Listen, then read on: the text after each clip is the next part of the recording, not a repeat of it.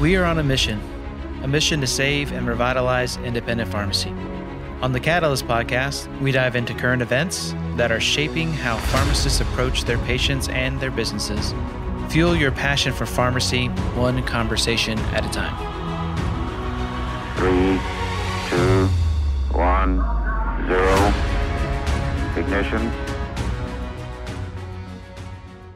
Welcome to the Catalyst Pharmacy Podcast. I'm your host, Jeff Key, president of PioneerRx, and today we're here with Mark and Marsha. Hi, I'm Marsha Bivins, Director of Marketing. And I'm Mark Bivins, VP of Sales. Today we're here with Ian Ginsberg, the most interesting man in pharmacy, owner of CO Bigelow, America's oldest apothecary. In New York City. So how have you been? I'm stressed out of this because I was telling Mark coming into this, we're going to be an hour later and we're going to go, there are about 40 things I still wanted to talk about. We're living the dream here in New York City. Oh, yes. We can talk an hour.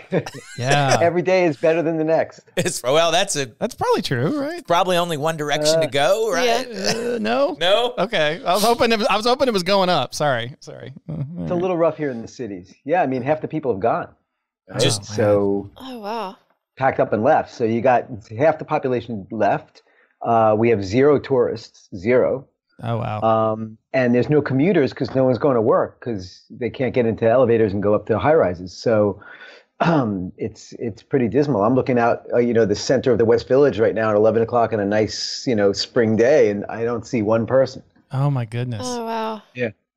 I've been to your store, I think once for sure. Marsha took me, and I dragged him. I couldn't imagine because there was just people everywhere. There was just So now this would be the time that you would like to go to New York. Yeah. I like the people. I like seeing the Clearly, people. I'm sorry. Mark doesn't do crowds. I like New York. I am going to the Knicks game tonight, but it's a whole process to go, and they're only allowed 10% occupancy. 10%. What's the process? What do you have to do? So now you if you've been vaccinated, you actually have a vaccination app on your phone. So you don't have to do that. But prior to this, you'd have to go get tested 3 days prior and the night of. You have to fill out a form. You have to have this vaccination passport. I don't know if they test you when you walk in, but they do check your temperature and stuff. Oh, wow. But it's only 2,000 people out of 20,000. Wow. That's got to be weird. Doesn't seem like that pays the bills. And it's kind of the fun of a game is the people. The energy. Yeah, the energy. Yeah. And kind of like especially Knicks game. Knicks games are fun. Oh, yeah. With 2,000 people, it'd be like, oh, okay. It's like a high school game. Yeah. In each section, there's maybe 20 people. Yeah. Mm-hmm. All right, so let's roll back. We know you, but we want to introduce you. So you're going to have to tell some of your story. Got it. So let's start at the beginning. CO Bigelow, the oldest apothecary in the United States. How did this happen? So CO Bigelow was founded in 1838 as the village apothecary shop. In post-colonial America, the apothecary shop was kind of the gathering place, and that's where you'd go to get diagnosed and treated. Many of the early apothecaries were founded by doctors, and ours was founded by a doctor also named Dr. Galen Hunter. You would go into the apothecary, you'd say if there was something wrong with you, say, my skin is bothering me or I have this cough, and the pharmacist would go in the back and mix up something for you. And then you knew when you got it, it was the thing that was going to treat you. The pharmacy was then passed on from employer to employee. And then it was a guy named Clarence Otis Bigelow took over in 1880 and changed the name to CO Bigelow. Okay. The quicker story is in 1902, he built the building we're in. He moved 2 doors north. He built this building that we're in today. It's called the Bigelow Building, and we've been here for 119 years. Wow. Continued to be passed on from employer to employee, and it was run down during the Depression. It was owned by the employees, all of them, and my grandfather found it in 1939 and bought it with his brother-in-law. So it's been in the family for 82 years. Wow, and that was your grandfather. Yep. Was your grandfather a pharmacist? What would have been in the... So my grandfather was, at that time, they called it a PhD, which was probably an advanced degree in pharmacy. Came here from Eastern Europe and studied by candlelight, a typical immigrant story. Right. And he ended up buying the business with his brother-in-law, who wasn't a pharmacist. Then my dad was brought up in the business, and my great uncles, my cousins were brought up in the business. So that's really when the family business was born. So your grandfather, where did he live? He lived in Brooklyn. Okay. He was a religious guy, Orthodox Eastern European Jew, owned a bunch of pharmacies in Brooklyn, very ethical pharmacist, all about the science. Okay. And then he found this place, and there was just something about it that he really loved. It was the first time he ever had anything in New York, and they bought it. So what would that commute have been like back then? Yeah. Oh, probably, well, the cars were pretty slow then, but probably 30, 40 minutes by car. Okay. Maybe. So not horrible. That would have been over the Brooklyn Bridge? Over, I'd have to go back and find out which bridges were there, but Brooklyn, Manhattan Bridge, yeah, I don't think the tunnels were around then. not Also true, yeah. Not going through the tunnels. All right, so then your dad grew up in the pharmacy, was a pharmacist? My dad grew up in the business. Okay. We were a musical family. My dad was a musician, and that was what he wanted to do. Grew up playing in the mountains in the summers, had a band. He was a band leader, and but my grandfather, being an immigrant, didn't think music was a career, so he forced him to go to school. It took him a long time to graduate. He flunked out a bunch of times and finally graduated in 1952, and then reluctantly joined the family business. Continued to play a little bit, but he ended up joining the family business in 52 with his cousins. Does that mean you're a musician as well? Yeah, so the whole family is. Nice. So yeah, my mom was a concert pianist. My dad was a band leader. I followed almost a similar route as my dad. I was a musician also, played professionally in my late teens, early 20s. But I did go to school at the same time. So we have a family band. Okay. But yeah, we're not together that often, but when we are together, we'll all play. There's always something when the kids were in the house, somebody was always playing, or two people were always playing together.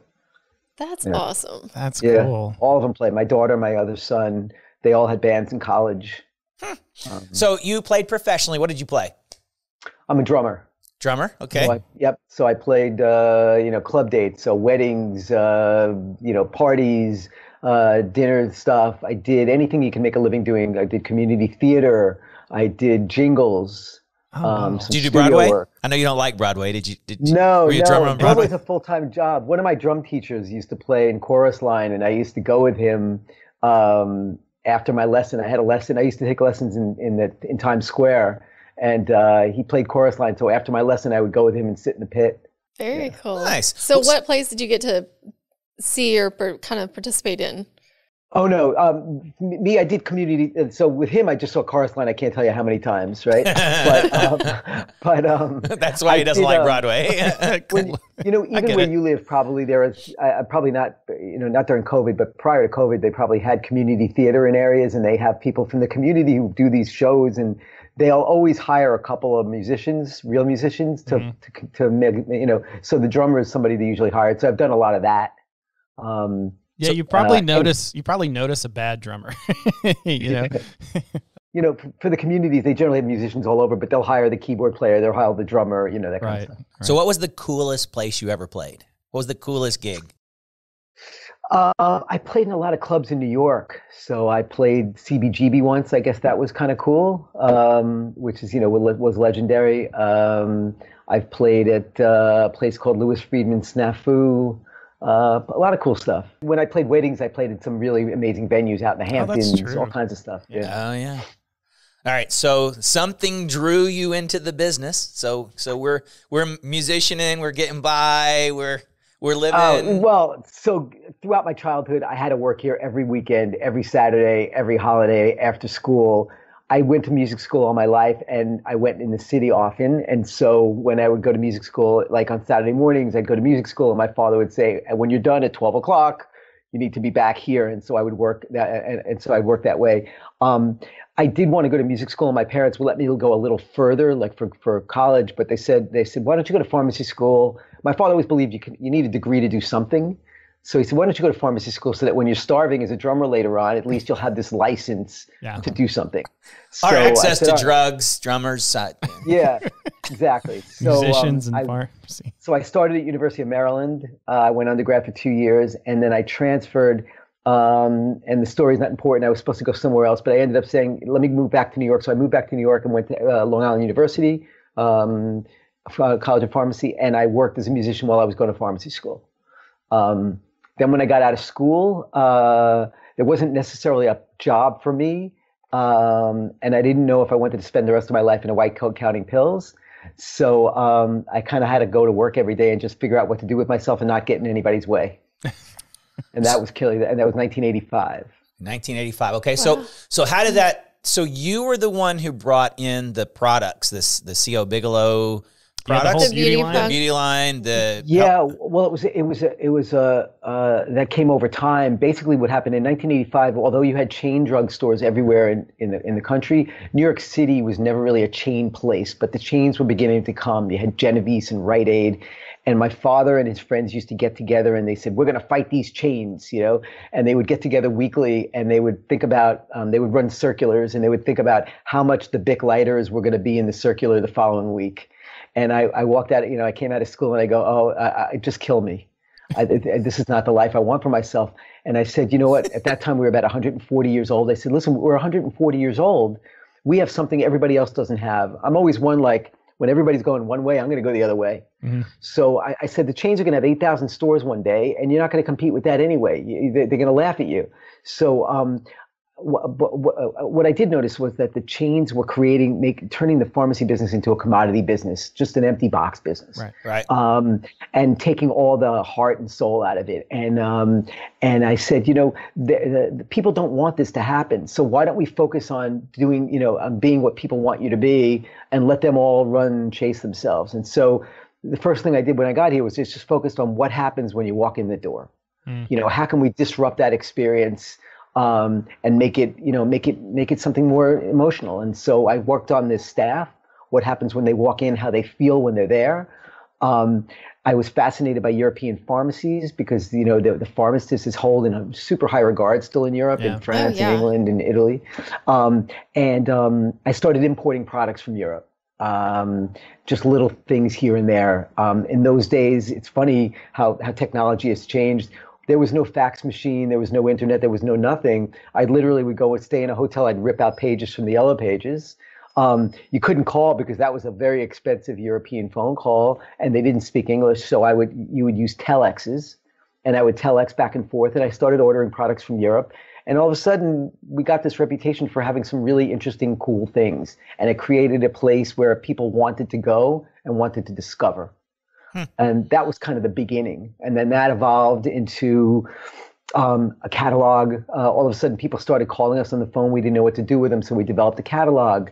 Our first catalog was like a J. Peterman kind of thing where I would write down, I was in Paris and I had a cold and I went to the local pharmacy and I found these lozenges and I would write about it like J. Peterman would. Nice. And then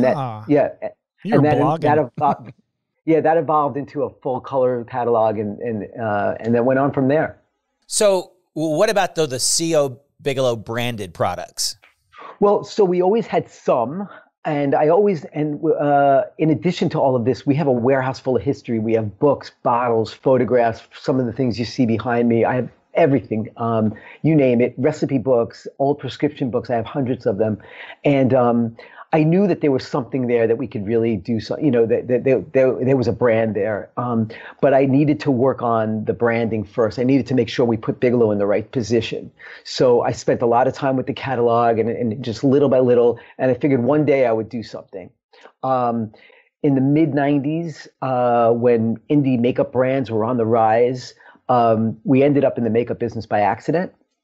We had a makeup line called Alchemy, and we got a lot of traction early on. Before we knew it, we were in Sephora and Nordstrom and all these things. It wasn't really where I wanted to go in the makeup business, but we ended up there by accident. And that's another story, but that's a business I never want to be in again. But while we were traveling around the country and the world talking to retailers would say to us, this is really great, but when are you going to do something with this Bigelow brand? Because that's the real brand we want to talk about. Huh. Yeah. And so I said, yeah, I'll get there. I'll get there. I knew that the brand was probably going to be more powerful than I. And so I figured I'd wait until I had the right partner. And all of a sudden phones started ringing, doors started, people started knocking on the door. And I also wasn't worried about another 180-year-old apothecary trumping me to the cave. Right. Not a lot of those. Yeah. So a lot of the people that approached us were interesting, but they all wanted the business. They all wanted everything. Oh, right. And I was still young, and I was having fun, and I was like, the business is I don't want to sell the business. I want to be part of it. So the short of it is, back in 2003, I got approached by the new CEO of Bath and Body Works. They were on a mission to kind of change the trajectory of the business, and he said, we want to, I have this vision for Bath and Body Works. We want to create a destination for these great brands. We love your brand. We think it's amazing. It's got authenticity. I said, well, that's funny. I got a whole plan right here. I know exactly what I want to do. I'm just waiting for a partner. And I said, but I had a couple criteria. I said, I've been down this road before, and I had a couple of things I need. And it took us a little while to figure it out. But back in 2003, we partnered up in October of 2003. And we created this partnership where they gave me, I was part of this team. They gave me all the resources, product developers, marketers, designers, creative. And we went to work and created, and really, we had some stuff, but then we just went to town and started going through the archives and creating this. And that's how it started. So how's that? I think last time we talked to you, you were doing a lot of stuff in Japan, right? Yes. So how is all that going? So we have a pretty robust hotel amenity business globally, in all the continents: China, Japan, Middle East, Africa, the U.S., Europe. But yeah, of course, I used to see your products at Cosmopolitan in Vegas. Correct. Correct. I don't think we're there now, but we were there for a lot of years from the minute they launched. Yeah. So we have a pretty robust business, but of course, COVID has done away with that. And hopefully a little bit, it's starting to come back now. But we do sell our products internationally, and one of our biggest markets, or one of the biggest markets, is Japan. So we have kind of a shop in a famous department store in Osaka called Hankyu, and then we also sell in stores all over Tokyo. We don't have too many American things left, and kind of the American Apothecary is an institution, and despite what some people may think, American heritage is really interesting to people. And so, it resonates, and it hits people emotionally, both in China, in Japan, in Europe, in the UK. So, yeah. You said going back into the archives when you were talking about it. So are you saying the stuff that the Bigelow brand products that are out there are formulations out of a book, out of a stack of actually something from way back when? So the last time one of the times I was there to visit you, you showed me, and it was just like so cool because I geek out on this history stuff. Like the books behind him, that's like recipes of compounds, like even for you said the simple mouthwash. You said, I think the thing that you told me that I was like, that's really cool fact, was that y'all would compound something, and if a doctor or somebody came in and goes, yeah, I really like this recipe, then y'all go, great, that's Dr. Jake's mouthwash. Yeah. So it's we have hundreds of prescription books that go back through the years, right? And in those books are all these, everything. It's funny. People ask me today, they'll go to me, are you a compounding pharmacist? Yeah. And I want to laugh at them and go, well, for the first 130 years, that's all we did. Right. Right. And we, so we have all the prescription books that go back to the 1800s. But our biggest treasure, we have recipe books. And so exactly as Marsha said, it's, even to this day, we'll compound something from Marsha, right? And compounding is like cooking. We know what the ingredients are. But each of us will do it slightly differently. It's like cooking. You'll all make a lasagna a different way. Mm-hmm. So Marsha may come to me and she'll say, hey, I really like that lotion you made for me last month, but I liked it better when I got it 2 months ago. And so what we'll do is we'll have the pharmacist record it exactly as they made it. And so this time Marsha will get it the same way every time. And sometimes we'll record it as Marsha's lotion. If it's a doctor who writes it a lot, sometimes we'll record it as the doctor's name. And sometimes we'll just call it what it is. So we have these formula books that Marsha was referencing, where we have all these recipes that go back over 100 and something years. Some are named after patients, Mrs. Jones's, whatever. Some are named after doctors, like the mouthwash, and some are just named what they are, like our lemon body cream. Some of our products are called formularies, and they're actually formulas that we ripped out of our recipe books as close as we could get. Some of our products are inspired by old products. So, for instance, before we had chemical surfactants, we made lots of cleansers with emulsified oils. So we make a bunch of cleansers that are surfactant free, that use emulsified oils, that are inspired by recipes, and some are kind of new things that we just do for fun. Yeah, there it was like a really like I could see this eventually going to the Smithsonian because it was just that cool to see. I mean, it's like pharmacy history. I use the lemon body wash. Oh yeah, he likes the lemon. I think it's body wash. Sorry, Yeah, it's not to get weird on the podcast. Yeah, Well, Mark. we make this lemon body cream that goes back to 1870, and we make it almost, as close as we can to the original, and that's probably one of our better selling products. Huh. Very cool. So not living. What's the most interesting patient that came to the pharmacy? So we have records for Eleanor Roosevelt. We have records for Mark Twain. There's a bunch of legends about Thomas Edison burning his finger while he was working on the light bulb a few blocks away, but that one I can't confirm or deny. Mrs. Condé Nast. I mean, we took care of, when people didn't travel a lot, people tended to remain in neighborhoods, and this neighborhood was always probably an affluent-ish neighborhood. So we have a lot of affluent customers. If you go through the books, the names won't mean a lot to me or you, but New York historians will be like, "Whoa, look who these customers were."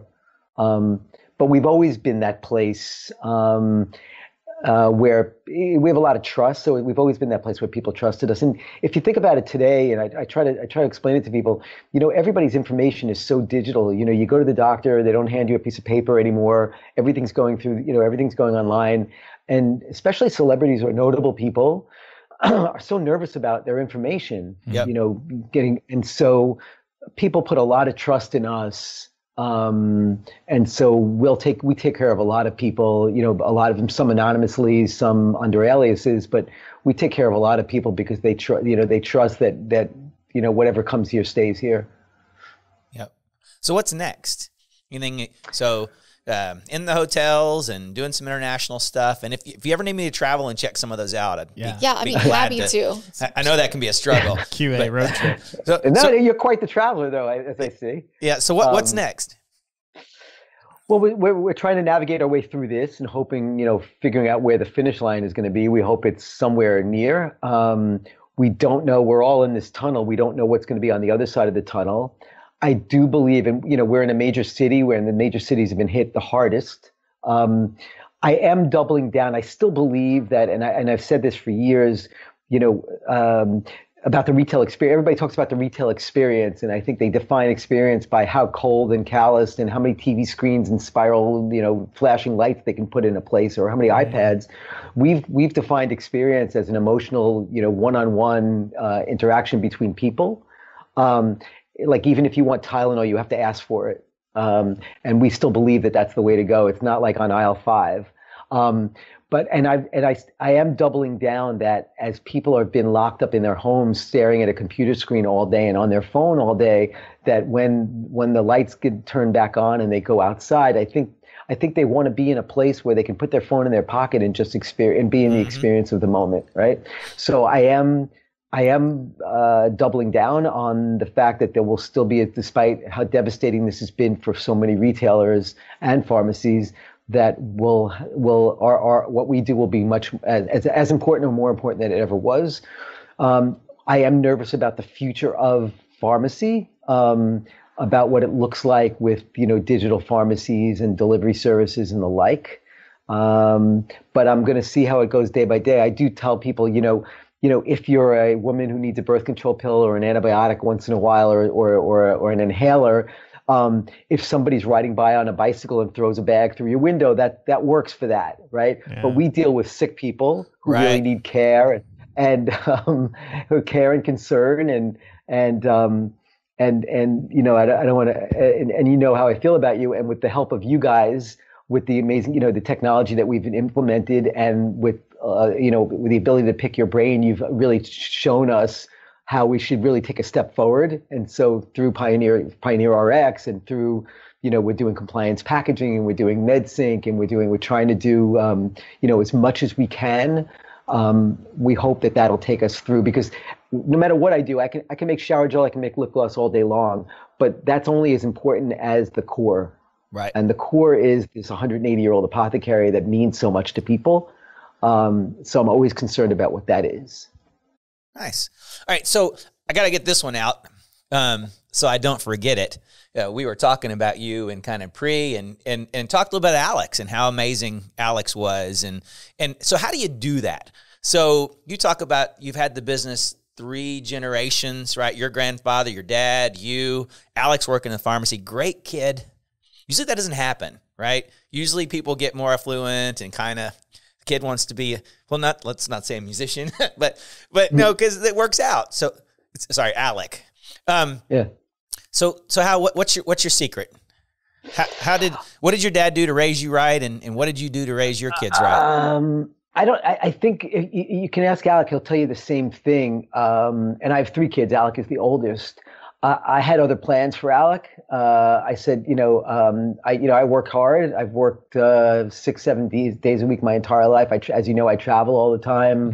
Mm-hmm. So I wasn't as present as most dads were. I said to him younger on, Alec was very, very, advanced in math. He's got an analytical mind. And I said to him, this is the plan. You're going to go to business school, then you're going to go work in consulting, then you're going to go back and get your MBA. And I said, and he said, no, I want to do what you do. And I go, why? And he said, of all my friends' dads, and I'm not the most successful financially by a long shot, he said, you're the only guy who likes what he does. Huh. And nice. So I said, whoa. That's awesome. Yeah. Yeah. And he said that at a young age. And I said, wow, that's amazing. I said, I do love what I do. I don't love it as much during COVID as I did before. Sure. But I said, okay. I said, here's the deal though. I said, you have to go to pharmacy school. And it really sucks. But you're like, I'm going to be honest with you, man. I'm going to be honest with you. It's awful. But it's non-negotiable. So, not only did he go to pharmacy school, but he got into Eshelman, at Chapel Hill. Yep. And he spent a lot of years there. And what do you call it? And he hit the floor running. So I don't know. I think my kids, if I, whether it was for good or bad, I think they got my work ethic, because my other kids are pretty, are doing great.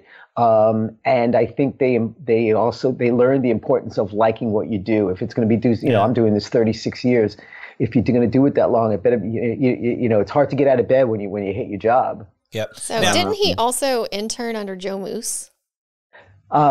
He did some externships. I don't know. Did he do, I know he spent time with him. Yeah, because Joe Moose is and I think Joe Moose has been to the university. He did like what I did, rather than just do externships at regular pharmacies. He found more interesting ones to do since he grew up here. Yeah. Mm-hmm. And Joe Moose was amazing. Yeah, I've never met him, but I hear amazing things about the guy. So just so that way, if your kids watch this, they don't get left out. We don't have equal time. Oh yeah. So yeah, why Google? I thought. Yeah, your daughter's at Google, and what is your? So my daughter was at Google. She lived in San Francisco for a bunch of years, and then she. It's probably my fault. I've always told my kids there are 300 million people who live in the U.S. and 7 billion who don't. If you get a chance, you should kind of live around the world. Okay. So cool. She took an opportunity and she moved to London. Oh wow.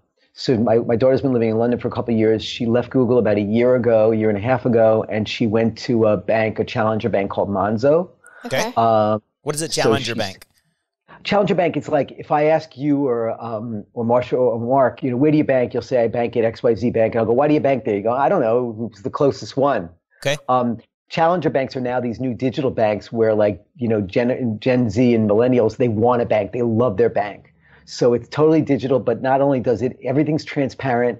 They teach you how to manage your money. They teach you how to budget your money. And it's like a bank that kind of, it's a different kind of banking. So it's kind of it's the wave of the future, really. Yeah, it's like if Mint or Wealthfront had, I think Wealthfront has a bank. Right, but if Mint and Venmo went together and formed a bank with lending and everything. It's called Monzo. And she's a programmer, right? Yep. Yeah, she was a computer. Yeah, she graduated in computer science, and now she's what's called a product manager. Okay. So she's kind of, she manages all the product and the, she comes up with the ideas and manages the programmers, but she still codes. And your other son, what does he do? My younger son is a mechanical engineer and he works at SpaceX. Dang. So okay. I know, and I'm like, okay, yeah. That is cool. most interesting man in the world in SpaceX. pharmacy is creating Got the most- interesting the kids. most interesting I know. That's like I'd always go visit him and be like, okay, yeah, I'm not talking about mine. SpaceX, man. We were God. talking yesterday because he's 25 years old and he's working on Starship, living in LA. Yeah. So it's not, I said, you should be a lot. Yesterday was his 25th birthday, so it's like you got to be proud of it. 25 years old, man. Yeah. How is he? How is LA? Yeah. How is LA? I've heard. I mean, because the weather's nice and people outside, it's you don't see it as much as you see here in New York. I mean, he lives in Santa Monica, so he runs on the beach and he goes surfing, and other than not going out to the bars at night, life is pretty normal. And SpaceX, he has to go to work every day. Other than putting on a mask when he goes to work, it's it's not so bad. doing all right. I don't know what Hollywood's like in the city. Yeah. But I think LA's coming down now. Yeah. Huh. All right. So Yeah. back to New York. I miss it. I'm Oh ready my to gosh. get back. These although two It's been a both. These two year. both. For Although sure. I'm afraid that it's Yeah. not what I missed, right? Yeah. And so how's the restaurant situation? Where are we today in New York? So the restaurants, the ones that have survived, they have allowed them to build these sidewalk things on the street, right? So they're building, but what started as a little outdoor dining has now gone into these massive structures, right? Oh, So really? they're everywhere, with heating and lights and you name it, with electricity running from the buildings. Every time I'm walking down the street, I see another one being erected. So they've eliminated a lot of parking. The good news is that there's not a lot of people driving in the city, so you don't really notice the problem. Okay. People are starting to go out to restaurants. We've the injection rate's pretty high, so people are starting to go out. I don't think you're going to see nightlife coming back. I think we've all got we've all got what they call FOGO, fear of going out. Mm-hmm. So I think it's going to take a while before people are comfortable being in bar scenes on top of people with a mask or without. But retail, a lot of the retail stores have closed. I don't think they'll reopen. Oh. You think about the concentric circles. So you've got the dry cleaners. Nobody's wearing suits to work. Clothing stores. How many, how many shirts do you need? We're all wearing the same clothes. The Broadway theaters, concerts, music venues, markets, we're all, COVID was the great accelerator. So it just accelerated us to do things we probably would have done later on, like, doing a lot more shopping online or, it's quietish. And a lot of people have moved out. Yeah, I think the thing that Jeff and I are noticing, because we're starting to get out once a month and visit pharmacies, we're finding a lot of rental cars are from New York. Yeah. A lot of rental cars you see around have New York plates on them, That makes sense. where Yep. people had driven one way down and surely they bought a car. Well, this was, I guess, the last couple of things we've been in Florida where we're seeing a lot of people move to. Oh, well, New York, financially, the city is in trouble. A lot of people moved out of New York to save the tax. We have 10%, 10, 11%, you save 10 or 11% when you go to Florida. Yeah, that's true. And a lot of companies aren't requiring people, the big companies and the big skyscrapers aren't really requiring people to go to the office. So they figured if they don't have to go to the office, why are they paying rent here? Right. But I think companies are going to start to force people to come back. Yeah. Yeah, Maybe not you full-time. see a lot of the memes and stuff with the, being called to time to come back to work and you don't live there anymore. You're like, Well, I was talking to somebody in San Francisco, and I don't know what Google's doing, but a lot of the tech firms now, they allow the people to move, right? Yeah. And I think some of the tech firms are going to turn to the employees and say, listen, we're paying you San Francisco money because you live in San Francisco, but if you're not living in San Francisco, right, we don't have to pay you SF money. right. Right. And Yeah, work from home pays differently. Right. Yep. Yes. Exactly. And I go, wow, that's interesting. That's a whole different. Yeah, you jumped off moving to Colorado thinking you had SF money, and then they come knocking on the door two years later or a year later. Yeah. And that changes things for sure. So New York legalizing marijuana. Oh, they Which are? is- I didn't know that. Is that Yes. no? Yeah. So CO Bigelow going to be a marijuana dispensary? I think we're going to stay away from that. I don't Yeah. think nothing. I don't think anything good comes from that. Okay. They legalized it. Not only have they legalized it, but you can have 5 pounds in your house. 5 pounds? 5 pounds. Down boy. And you can have up Let's move to New to York. and you can have up to 3 ounces on your person. 3 That's a ounces. lot. That's a ton of weed. That's a lot of weed. Yeah.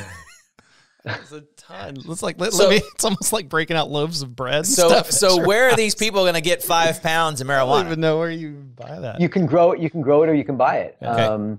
It's probably going to be probably a year or two. Now, if anything, there's no more. The police are not going to stop anybody for offenses. But I think it's probably going to be about a year or two before it starts. I think it'll be probably maybe similar to the LA, the California model, where they'll have like MedMen stores or, that kind of stuff. But I don't really know. It's probably not a bad idea, but How's the crime? crime is up. It's more petty crime stuff, because the homeless problem is pretty bad. If you think about it, in any major city, nobody carries cash anymore. So so when panhandling goes on, there's nothing to get, right? Because nobody has any money on them. Nobody's carrying wallets, so there's nothing to pickpocket. Right. A lot of stores are closed, and so there's nowhere to shoplift. And in the wintertime, when the homeless people get hungry and cold, and it's sad, they get desperate. And so they do stupid things. And so there are, you see crime is up. I mean, it's not, New York City is not unsafe. Right. The city itself, but it is a lot, where it's almost, I don't want to do a bad advertisement for New York, but we're getting close to what the 70s were like. Okay. But it'll as the people will come back, it'll turn. It's just that when it's dark and cold at night, and it was getting dark at 5 o'clock, 8 or 9 o'clock at night, and people weren't outside. It was a little seedy, but it's getting back. The human experience is that people forget the bad and only remember the good. The tourism's going to come back. It's going to come back.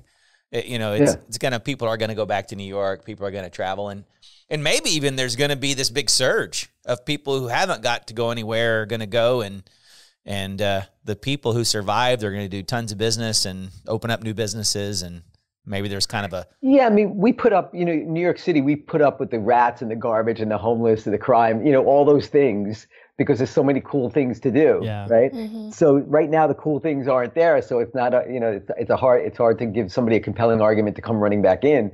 But as those things slowly open up, I think they're going to start to open theaters a little bit in the fall. August. In the fall? Yeah. Yeah, I think I saw August. Is what I saw. Yeah. And if music comes back and sports comes back, as these things come back little by little on the table and people get more comfortable being around other people in mass gatherings, I think we'll come back to it. I mean, we're dying for it. Jeff's talking about, seeing memes about, post-COVID world where they're like, great, come back into the office.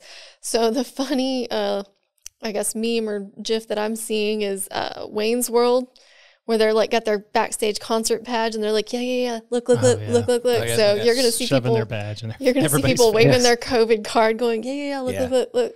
So I like Broadway. Marsha and I were actually in New York, when it was the day the music died. Pretty much, The day they were there, day they closed Broadway. So Wow. I was going to take my daughter to my wife was there and my daughter and her daughter first time in New York. And I was going to take her to see Mean Girls and Beetlejuice. And I woke up that morning to, your tickets are canceled. So when was this? March, 10th, 11th, 12th? Yeah. Somewhere around there? Around the 13th through the 16th. Yeah, mid-March for sure. Yeah. Yeah, so I was at the mega super spreader event, the Allman Brothers 50th anniversary last concert at Madison Square Garden on March 10th. Oh wow. The spreader of all spreader events. Spreader of all spreader events. And then New York started to deteriorate from the 11th on. Yeah. Allman Brothers. It's crazy. Yeah, it was their last show, the 50th anniversary. Oh, man. Are y'all vaccinating? Are y'all, we are, is CO Bigelow doing vaccines? Yeah, so we've been vaccinating,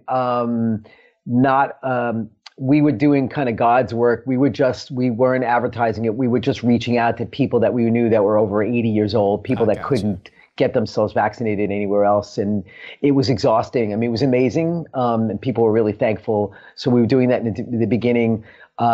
We just took about 2 weeks ago, we took a little hiatus because the staff was just, it's exhausting work. So the staff was a little beat up, and we were supposed to start again last week, but we were going to do J&J these rounds, and I guess that whole issue with the J&J vaccines kind of dried up the supply for guys like us. Yeah. So we haven't gotten any, but I don't know how it works in other states, but we're not really told. All of a sudden, it just appears. Yeah. Okay. Right? FedEx sends you an email on a Monday and they say, hey, you got a package coming. And then Tuesday morning, 100 or 200 vaccines show up. And then they say, if you don't unload them in 5 to 7 days, you're going to get fined. Oh, And wow. so then we scramble Wow. to get them all scheduled but we did Alec put it together. He did an amazing job with it. People were, we earned a lot of goodwill. We helped a lot of people. And we'll do it again. He really rallied on that, and it was amazing. Was it saving lives? Was it federal supply? Did y'all get federal or did y'all get state? We were part of the state program. Okay. I believe. Yeah. Because y'all are CPSN, right? But did y'all apply for the federal one? We didn't, because we didn't, I don't know how other pharmacies are handling it. We didn't know how we were going to handle it. And we wanted to do it, in a meaningful way. So we're doing it in a separate location in the building. Okay. We either do it ourselves, or sometimes we have some nurses who help us out. We do it very privately. They come up one by one. We're doing, we want it to be, we want it to be private. We didn't think it would be a good idea just injecting people in the middle of the store in the middle of the day. Yeah. So we were very cautious about how we handled it. Some people are just taking everything they're giving them and we also didn't want to be forced into breaking rules. So we've been very Alec was very systematic about it. Yeah, I just talked to someone in Philadelphia who's in the same boat. It wasn't part of a federal program, part of I think part of the state or city there in Philadelphia. It's the same situation you're at. He got called 15 minutes before I talked to him, and he was like, "It's getting here tomorrow," and I haven't had any yet, and this is my first set, and obviously he was nervous. Just really on their side, he was saying it's not super well coordinated as far as just information flowing to them. They couldn't get it. And then you have folks here in Texas too. They're doing a little better. They're usually getting a week ahead of time as far as the notifications go. So it's all over the place. We find out 24 hours in advance. We don't want to schedule until we actually have it in our hand, because I would hate to call somebody who's excited and tell them I can't do it. And so the minute we get it, we hit the phones. Yeah. We schedule people. Then, most of the people we're calling can't even get on a computer. Hi, do you have a computer? No, I don't. Okay, we'll fill out the forms with you when you get here. And so we did a lot of that, and then getting them back for the second shot. And it was really, it's part of the job that really, feels good, because I think we helped so many people who just were lost in the system. We worked with some of the senior centers. Yeah. I had a little example of that. My grandmother, we've been trying to tell her to get the shot. And she finally, after several cousins had told her they got it. Well, anyways, she walked into a pharmacy, and she asked if they had the COVID shot and the COVID vaccine. And they said, yes, you got to go online and schedule an appointment and fill out this information. And she started to walk away and go, okay, well, never mind. I'll figure it out later. And they didn't let her leave. And that was a huge. Yeah, that's cool. They did the forms for her. They vaccinated her. And I called that pharmacy and I said, thank you. Thank you for not letting her leave. Well, that's the kind of stuff we were doing. We would call up people, 90 years old, and say, hey, Mrs. Jones, have you been vaccinated? And she go, no. And I go, you want to be? Right. Yeah. Just get here, right? Just get here. Get here. We'll get it done. Yeah. That's cool. So were y'all doing vaccines before? Were y'all doing flu and Shingrix? Yeah, we were doing flu shots and other. Yep. Shingrix, all that kind of as well? Yep. We don't give them quotas, though. Okay. You're not patrolling the aisles. You're not helicoptering the patients. We don't have to give the pharmacist benchmarks or quotas on how many they give a day. Right. You don't have an immunization. Which they're very happy about. Rolling out Which they're very happy about. Yeah. Yeah, well, when I interview chain pharmacists, that's the one thing, there's a list of the aggravating things about the chain. Right. And one is the quotas for vaccines. Yeah, they have to literally chase people down in the aisles. Go, have you got a vaccine? Have you got a vaccine? No. Yeah. Totally. I interviewed a pharmacist a few weeks ago who said that she had given 77 vaccines on one day that week, in addition to filling prescriptions. Oh, wow. Yeah, with single pharmacist coverage, basically. Yeah. And she was looking for a new job. Yeah. Is that? Yeah. Well, I said to her, usually, I've done this. We, as you guys know, my staff's been here forever, so it's very rare that we interview for people. But I I can tell when I'm interviewing somebody whether they're at the limit or not at the limit yet, because some of the chain benefits are pretty good, but she was definitely at the limit. It's done. Oh, sorry, I didn't have to ask her the question. So did they ever finish the construction on the outside of your building? So the shed is still up, Okay. which is just a protective thing, but the building is no longer wrapped. Okay. We are in the home stretch. Okay. We just got. It's been what, 3 years? It feels like. It's actually been 3 years. Yeah. Yeah. So we just got landmark approval literally a week ago. It's funny you asked, and because landmark has to approve everything. Oh. And we're waiting for the Department of Buildings to sign off on the safety, and then we're good to get it out. Nice. Okay, so can I ask about Alexa the cat? Allegra. Allegra. I like that she's named Allegra. after a medication. Allegra. Yeah. I love that. Yeah, so we've always had a cat here because we used to have a soda fountain many years ago, and those go together? yeah, if you have food. Okay, I got you. Yeah, food, but we haven't had food since 1984. But the cat became kind of like a thing, and more people come to see the cat than come to see the staff. Well, yeah, because your marketing team is like posting what Allegra's doing that day. It's like, oh, she's asleep in the front display. People love that though. Oh, if you want to amuse yourself, you should go look at our partners in Japan, their Instagram, CO Bigelow JP, Okay. because the Allegra is super famous in Japan. Yeah, they're more fascinated with the cat than we are. But yeah, so we've had this cat 11, 12 years, and yeah, it's named after Allegra, Allegra the allergy drug, Right. because I'm super allergic to cats, and I'm not a huge cat fan, so they did that as a joke. Oh, it's hilarious. Yeah, if Yeah, you ever that's look at their Instagram or their social media, sometimes it's like they always post what Allegra's up to that day, along with pushing Cat videos and stuff are what Instagram Well, it's not even is full of, man. It's not even videos. It's just, hey, we've updated the front windows. Come check them out. And Allegra's asleep right there in front. No, Allegra gets a lot of engagement. So When can we get a cat? one of the cool things that we went to one time that you guys did was the Bourbon and a Barber. Was it Yes. Oh yeah, the shaving event. Yeah. the shaving event. You would like that.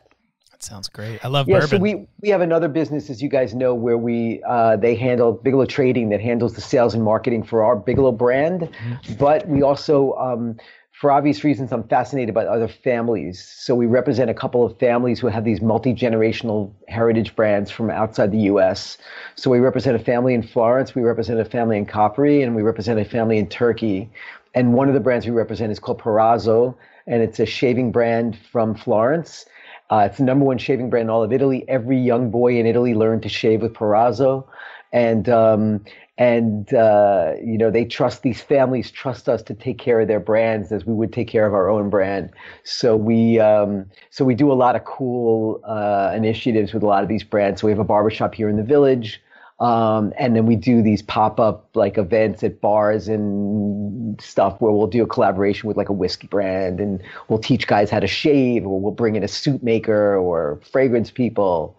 It's really neat. You would have liked it. They have legitimate. It's old school barber. Yeah, that sounds so fun. Plus, but now bourbon. it was And then they- bourbon. and they It was have bourbon bourbon. tasting. Yeah, and there was bourbon tasting there. So we have these master barbers, and a lot of guys have never they've seen this straight edge shave, but they've never really experienced one firsthand. So it's a way to immerse them in this true Italiano experience of getting a shave with a hot towel, drinking some bourbon. The barbershop is Mark is like, okay, I love New York now.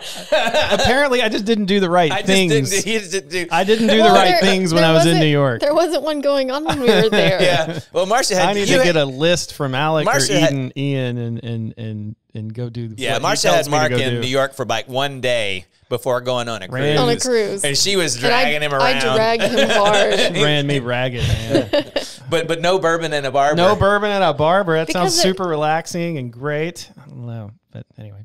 We just launched this big marketing campaign for Perazzo about that bond between the barber and the client, which, that relationship between barber and client, which has been severed a little bit, or stressed a little bit during COVID because you can't go see a barber every month or so. Sure. So it's a video campaign. If you go on the Perazzo website, or you might see it while you're streaming, and it's really cool. We picked, we have these barbers in different cities, LA, New York, Boston, and clients of theirs, and that relationship between the two. It's really cool. And Alex got a cameo in the New York one. Nice. So cool.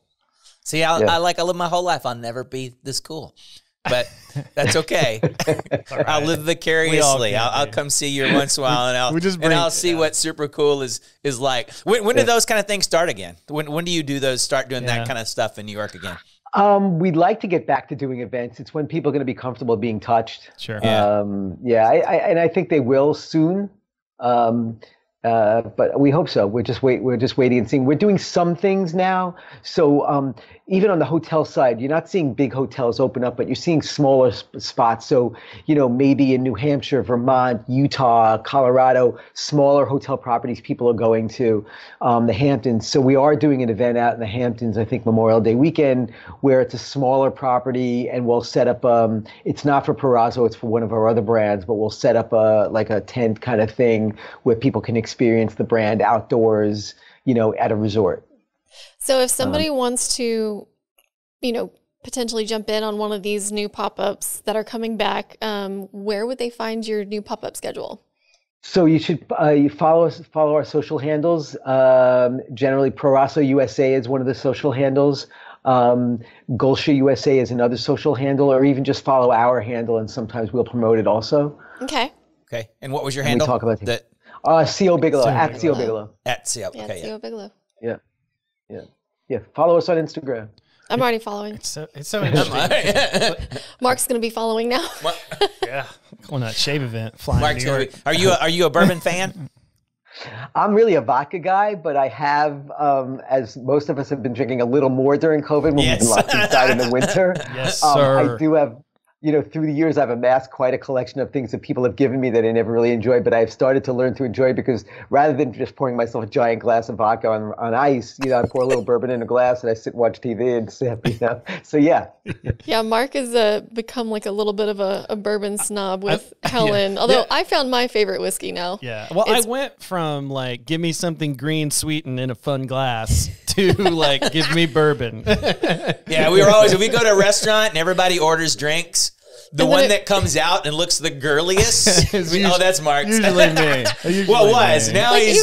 This is like the best one ever.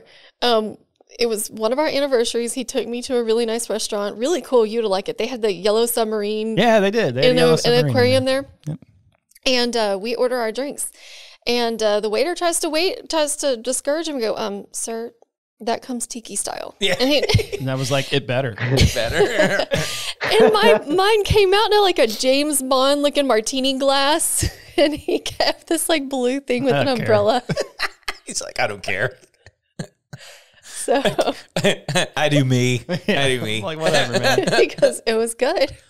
But bourbons have gotten cool, and a lot of people have been trying different stuff. And somebody gave me a bottle of Woodford Reserve. Oh, Is that a bourbon? Yeah, or it's am I that's a Kentucky bourbon. Yeah. Yep. Yeah, that was pretty good. It's pretty solid. But yeah, I'm learning to do it. But I'll go back to vodka on ice over the summer, and I'll come back in the winter. Yeah. So I found a vodka that sense.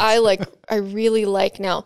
It's cucumber, and it's so easy to drink on a dangerous level. Like crack. Yes. Very COVID. Yeah, you can drink it and you're like, I'm not feeling buzzed, but I'm feeling pretty good. Let's have some more. And it's cucumber. Did Bigelow do alcohol during Prohibition? We did sell alcohol during Prohibition, yes. You had to get with a prescription, with a prescription, right? Yeah. With a prescription, of course. Again, there's legends that sometimes they didn't, but that I can't confirm. Yeah, so confirm or deny. Is this similar to the? Yeah. Is this similar to the wine where they said absolutely do not stick this in a jug of water and sit for 2 weeks in a cabinet? Yes, exactly. That's awesome. Oh, so that would be selling the little dry stuff too. Yeah, it was like a little brick, and it was during Prohibition. Wine was starting to be a thing in California, and they were told you can't sell wine anymore, and so somebody made it into a brick, and then on the box they said it was like soap or something, and on the side of the box it had a big, do not put this in a jug of water and let it sit in a cabinet for 2 weeks or it will turn into alcohol. Right. Do not. Yeah, they sold it as dried grape juice. Yeah, they pretty much. But they had a warning on it that told you exactly what to do to ferment it. Yep. Well, I bet I don't know. I bet they got some prescription, or if they do, from some famous people with. Yeah, they probably have some alcohol. Some alcohol, because I know Winston. I read a story where Winston Churchill, when he came over to the U.S., had his doctors like, "You write me a prescription for 30 days worth of all the alcohol I want." When he was coming over. Oh no! In the prescription books, we have prescription books for opium and for cocaine and for going back for years. Yeah, it's cool. Yeah, those probably used to be the hidden books, right? But now they're the right. They're the out books. No, it's amazing. Once in a while, I'll take a book out and you just go through it. It's amazing the stuff you learn about people, about treatments, about doctors, about all kinds of stuff. It's fascinating stuff. Well, I think we're running out of time. So it was a pleasure. I miss getting to see you every once in a while and hearing a few stories here and there. And listen, we're honored when you come. We learn so much from you when you're here, and you really have helped us a lot. I always say, I said, we'll never get close to the chains in tech, but we'll get pretty damn close thanks to you. Yep. But we'll kick their butt in everything else. That's all right. So, love it. So yeah, through you guys, some of the stuff has been really, really helpful. We'll tell Bruce and Alec we said hi. Yes. And definitely we will. missed them too. I've emailed back and forth a little bit with Bruce on a couple of things, but hopefully everything's going to pick up soon and we'll get to see you guys, and just appreciate all you do and hearing about the stuff you've done for COVID. And thanks for everything. We'll have to get Alec on now. Yeah, no, that might be fun. See his little journey. It'd be good with him and Bruce. I think to me they're funny together. Yeah. They are kind of funny together. We enjoyed it. Thank you for your time. Thank you so much. Best wishes. Hey, thanks, guys. Really appreciate it. Thank you for watching the Catalyst Podcast. If you enjoyed this episode, please consider liking, subscribing, and/or following us. Give us a 5-star rating on Apple Podcasts to help us reach more amazing pharmacy people like you. Follow PioneerRx on your preferred social media platform for the latest up-to-date pharmacy news and content.